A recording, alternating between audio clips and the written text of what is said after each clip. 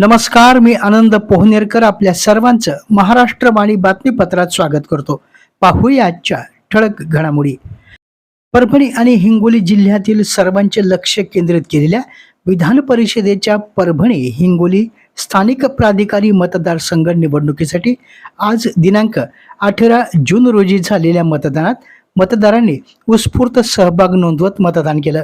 सकाळी 8 ते सायंकाळी 4 वाजेपर्यंत झालेल्या मतदानात एकूण 466 मतदारांपैकी 465 मतदारांनी आपला हक्क बजावला. त्यामुळे एकूण मतदानाची टक्केवारी 99.79% इतकी नोंदवण्यात आली. सेलू येथे एका पुरुष मतदारानं आपला हक्क बजावला नाही. निवडणुकीसाठी परभणी आणि हिंगोली जिल्ह्यातील 7 मतदान केंद्रावर मतदान प्रक्रिया शांततेत आणि सुरळीत पार पडली. परभणी, गंगाखेड, पाथरी, हिंगोली, कळमनुरी आणि वसमत येथील 6 केंद्रावर 100% मतदान झालं, तर सेलू मतदान केंद्रावर 59 पैकी 58 मतदारांनी मतदान केल्यामुळे तेथे 98.31% मतदानाची नोंद घेण्यात आली. मतदानासाठी नोंद असलेल्या 212 पुरुष आणि 254 महिला अशा एकूण 466 मतदारांपैकी 211 पुरुष आणि सर्व 254 महिला मतदारांनी आपला हक्क बजावला. महिला मतदारांची मतदानाची टक्केवारी 100% राहिली, तर पुरुषांची मतदानाची टक्केवारी 99.53% अशी राहिली. यामध्ये तहसील कार्यालय परभणी या ठिकाणी 51 पुरुष आणि 77 महिला अशा एकूण 128 जणांनी, तहसील कार्यालय सेलू या ठिकाणी 29 पुरुष आणि 29 महिला अशा एकूण 58 जणांनी मतदान केलं. या ठिकाणी एका पुरुष मतदारानं मतदानाचा हक्क बजावलेला नाही.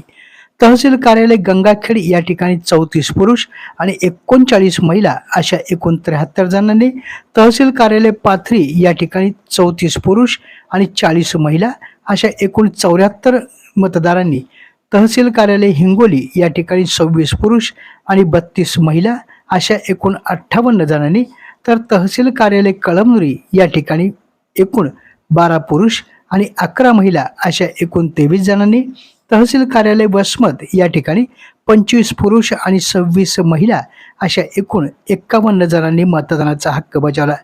एकूण 211 पुरुष आणि 254 महिला अशा 465 मतदारांनी आपला हक्क बजावला. जिल्हा प्रशासनाने केलेल्या प्रभावी नियोजनामुळे मतदान प्रक्रिया कोणत्याही अडचणीशिवाय पार पडली. स्थानिक स्वराज्य संस्थांच्या प्रतिनिधींनी मोठ्या उत्साहानं मतदान सहभाग घेत लोकशाही प्रक्रियेप्रती आपली बांधिलकी पुन्हा एकदा अधोरेखित केली. दरम्यान हिंगोली आणि परभणी जिल्ह्यामध्ये एकूण 7 मतदान केंद्रामध्ये मतदान प्रक्रिया ही सुरू होती. इतर ठिकाणी मतदार हे मतदानासाठी जात असल्यामुळे त्या ठिकाणची संख्या दिसून येत होती. मात्र तहसील कार्यालय परभणी या ठिकाणी स्थापन करण्यात आलेल्या मतदान केंद्रामध्ये दुपारी 12 पर्यंत एकाही मतदारानं येऊन मतदानाचा आपला हक्क बजावला नाही. त्यामुळे जिल्हाधिकारी यांनी समाज माध्यमाद्वारे मतदारांना लवकरात लवकर मतदान प्रक्रिया पूर्ण करण्याचं आवाहन केलं. त्यानंतर दुपारी 12:30 नंतर परभणी येथील तहसील कार्यालयामध्ये मतदारांनी येऊन आपला मतदानाचा हक्क बजावला. मतदान प्रक्रियेच्या अनुषंगाने निवडणूक निरीक्षक रुचेश जयवंशी आणि परभणी जिल्हाधिकारी संजय सिंह चव्हाण यांनी मतदान केंद्रामध्ये जाऊन मतदान प्रक्रियेची सविस्तर माहिती जाणून घेत उपस्थित असलेल्या अधिकाऱ्यांशी निवडणूक प्रक्रियेविषयी चर्चा केली. मतदान प्रक्रियेदरम्यान महाविकास आघाडीचे उमेदवार डॉक्टर विवेक नावंदर यांनी पत्रकारांशी संवाद साधला.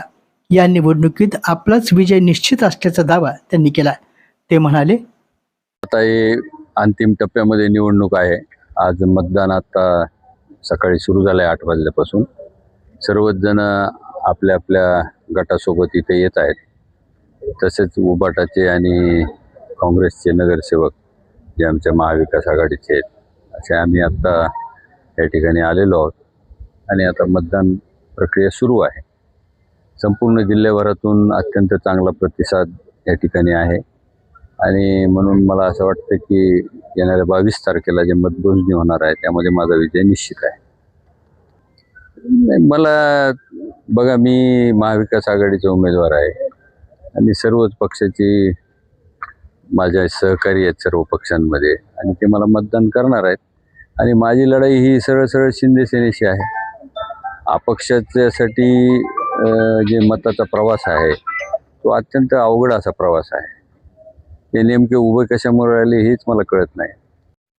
परभणी हिंगोली स्थानिक प्राधिकारी मतदारसंघ निवडणुकीमध्ये झालेली मतदानाची टक्केवारी याप्रमाणे: परभणी 100%, सेलू 98.31%, गंगाखेड 100%, पाथरी 100%, हिंगोली, कळमनुरी आणि वसमत या ठिकाणी देखील 100% मतदान झालं. लोकशाहीप्रती जागरूकता आणि कर्तव्य भावनेचं दर्शन घडविणाऱ्या या मतदान प्रक्रियेत मतदारांनी उत्स्फूर्त सहभाग नोंदवत आदर्श निर्माण केला आहे. राष्ट्रीय परीक्षा संस्थामार्फत आयोजित करण्यात येणारी पुनर्नीट 2026 परीक्षा 21 जून 2026 रोजी दुपारी 2 ते 5:15 या वेळेमध्ये परभणी जिल्ह्यातील 14 परीक्षा केंद्रांवर घेण्यात येणार आहे. या परीक्षेसाठी जिल्ह्यातील 4,751 परीक्षार्थी प्रविष्ट असून परीक्षार्थींना सकाळी 11 वाजल्यापासून परीक्षा केंद्रात प्रवेश देण्यात येणार आहे. परीक्षेचे सुरक्षित, पारदर्शक आणि सुरळीत व गैरप्रकारमुक्त वातावरणात आयोजन करण्यासाठी जिल्हा प्रशासनानं व्यापक तयारी केली आहे, असं जिल्हाधिकारी संजय सिंह चव्हाण यांनी सांगितलं. परीक्षेच्या अनुषंगाने जिल्हाधिकारी यांच्या अध्यक्षतेखाली आज गुरुवारी जिल्हाधिकारी कार्यालयामध्ये आढावा बैठक घेण्यात आली. यावेळी निवासी उपजिल्हाधिकारी अनुराधा ढालकरी यांच्यासह संबंधित विभागाचे अधिकारी उपस्थित होते. बैठकीत जिल्हाधिकारी यांनी संबंधित विभाग प्रमुखांना राष्ट्रीय परीक्षा संस्थेच्या मार्गदर्शक सूचनांचे काटेकोर पालन करण्याच्या सूचना दिल्या. सर्व 14 परीक्षा केंद्रांवर पुरेसा पोलीस बंदोबस्त तैनात करण्यात आले असून पुरुष आणि महिला पोलीस कर्मचारी नियुक्त करण्यात आले आहेत. परीक्षार्थी आणि परीक्षा कर्मचाऱ्यांच्या सुरळीत हालचालीसाठी वाहतूक व्यवस्थापनाचा विशेष आराखडा तयार करण्यात आला आहे. तसेच त्वरित प्रतिसाद पथके आणि पोलीस गस्त पथके सतर्क ठेवण्यात आली आहेत. राष्ट्रीय परीक्षा संस्थेच्या सूचनेनुसार प्रत्येक परीक्षा केंद्रासाठी 2 सशस्त्र केंद्रीय सशस्त्र पोलीस दल जवान नियुक्त करण्यात आले असून एकूण 28 सशस्त्र जवान कार्यरत राहतील. हे जवान गोपनीय, परीक्षा साहित्य नियुक्त, कस्टोडियन, बँकेमधून परीक्षा केंद्रापर्यंत तसेच परीक्षा संपल्यानंतर संकलन केंद्रापर्यंत सुरक्षितपणे पोहोचण्याची जबाबदारी पार पाडतील. गोपनीय परीक्षा साहित्य वाहतूक व्यवस्थेमध्ये गोपनीय परीक्षा साहित्याच्या सुरक्षित वाहतुकीसाठी जिल्हा प्रशासनामार्फत प्रत्येक परीक्षा केंद्रासाठी 1 वाहन उपलब्ध करून देण्यात आलं असून एकूण 14 वाहने नियुक्त करण्यात आली आहेत. गोपनीय साहित्याची वाहतूक सुरक्षा यंत्रणांच्या देखरेखीखाली करण्यात येणार आहे. प्रतिबंधात्मक आदेश देखील या अनुषंगाने लागू करण्यात आले आहेत. परीक्षेची पवित्रता आणि पारदर्शकता अबाधित राखण्यासाठी भारतीय नागरिक सुरक्षा संहिता 2023च्या कलम 163 अन्वये आदेश लागू करण्यात आले आहेत. त्यानुसार दिनांक 21 जून रोजी सकाळी 8 ते सायंकाळी 7 या कालावधीमध्ये केंद्राच्या 100 मीटर परिसरातील झेरॉक्स, इंटरनेट, फॅक्स आणि तत्सम सेवा केंद्र बंद राहतील. तसेच परीक्षा केंद्र परिसरामध्ये अनाधिकृत व्यक्तींना प्रवेश आणि गर्दी करण्यास मनाई करण्यात आली आहे. आपल्या जिल्ह्यातील अपडेट बातम्या पाहण्यासाठी आमच्या महाराष्ट्रवाणी या चॅनलला लाईक करा, सबस्क्राईब करा आणि शेअर करा. धन्यवाद.